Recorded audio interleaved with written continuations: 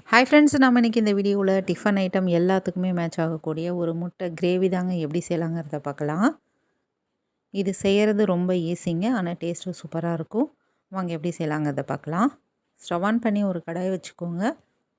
Oil ஒரு 4 spoon அளவுக்கு விட்டுக்கோங்க. பட்டை, கிராம்பு, சோம்பு, ஏலக்காய் போட்டு தாளிச்சிக்கலாம். 3 பெரிய வெங்காயம் நான் கட் பண்ணி வச்சுருக்கேன். அதை நம்ம இப்போ ஆட் பண்ணி நல்லா வதக்கிக்கலாம். எவ்வளோ பொடிசாக நறுக்க முடியுமோ அவ்வளோ பொடிசாக வெங்காயம் நறுக்கிக்கோங்க. நான் வெட்டின மாதிரி பெருசு பெருசாக வெட்ட வேணாம், இன்னும் பொடியாகவே நறுக்கிக்கோங்க. 2 பெரிய சைஸ் தக்காளி, 8 போல் முந்திரி பருப்பு ஆட் பண்ணி கூடவே அரை கைப்பிடி அளவுக்கு மல்லித்தலை போட்டு அரைச்சி எடுத்துக்கலாம். இந்த முட்டை கிரேவி சாப்பிடும் பொழுது மல்லியோட டேஸ்ட் அவ்வளோ சூப்பராக இருக்குங்க. ட்ரை பண்ணி பாருங்கள். ஒவ்வொரு வாய் அந்த முட்டை கிரேவியில் சாப்பிடும் பொழுதும் அந்த மல்லியோட டேஸ்ட் நமக்கு தெரியும். கருவேப்பிலை 2 கொத்து ஆட் பண்ணிக்கோங்க.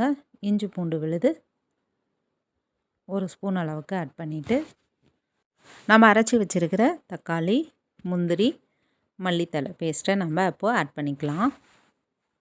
இதை நல்லா பரட்டி விடுங்க.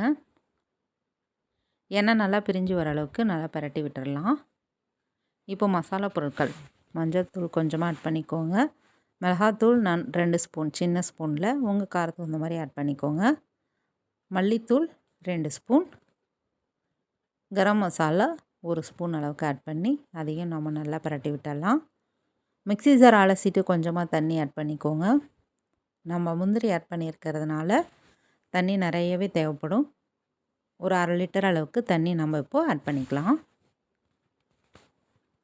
இப்போது இந்த கிரேவிக்கெலாம் தகுந்தாற் போல் கல்லுப்பு ஆட் பண்ணிக்கோங்க. இப்போது இந்த கிரேவி நல்லா கொதிக்கணும். ஒரு 5 நிமிஷம் நல்லா கொதிக்க விட்டுருங்க. நல்லா கொதித்த பிறகு நான் ஒரு 7 முட்டையை நல்லா வேக வச்சு நல்லா கீறி எடுத்துக்கிட்டேன். அதை நம்ம இப்போ ஆட் பண்ணிக்கலாம். முட்டை ஆட் பண்ணதுக்கப்புறம் ஒரு 5 நிமிஷம் போல் கொதிக்க விடலாம். நமக்கு எந்த அளவுக்கு திக்னஸ் வேணுமோ அந்த அளவுக்கு நம்ம கொதிக்க வச்சு ஆஃப் பண்ணிக்கலாம். இப்போ ஒரு பிளேட் போட்டு மூடி வச்சுருங்க. மீடியம் ஃப்ளேமில் இருக்கட்டும். இப்போது இந்த கிரேவி நல்லா நமக்கு வெந்து வந்திருக்கும்.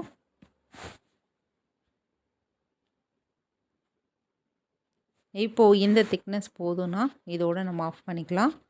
இன்னும் எனக்கு திக்காக வேணும், சப்பாத்தி பூரிக்கெலாம் வேணும்னா நான் இன்னும் ஒரு 5 நிமிஷம் கொதிக்க வச்சேன் பாருங்கள். நல்லாவே இன்னும் நமக்கு திக்காக கிடச்சிருக்கு. இந்த திக்னஸ் எனக்கு போதுமானது. நான் இப்போது ஸ்டவ்வை ஆஃப் பண்ணிக்கலாம். இன்னும் திக்காக வேணும்னா இன்னும் ஒரு 2 நிமிஷம் விட்டோம்னா நல்லா திக்காக வந்துடும். இப்போது கருவேப்பிலை, மல்லித்தலை கொஞ்சமாக தூவிட்டு ஸ்டவ்வை ஆஃப் பண்ணிக்கோங்க. இந்த கிரேவி உங்களுக்கு பிடிச்சிருந்தால் லைக் பண்ணுங்கள், ஷேர் பண்ணுங்கள், சப்ஸ்கிரைப் பண்ணிக்கோங்க ஃப்ரெண்ட்ஸ். ட்ரை பண்ணி பாருங்கள். தேங்க்யூ.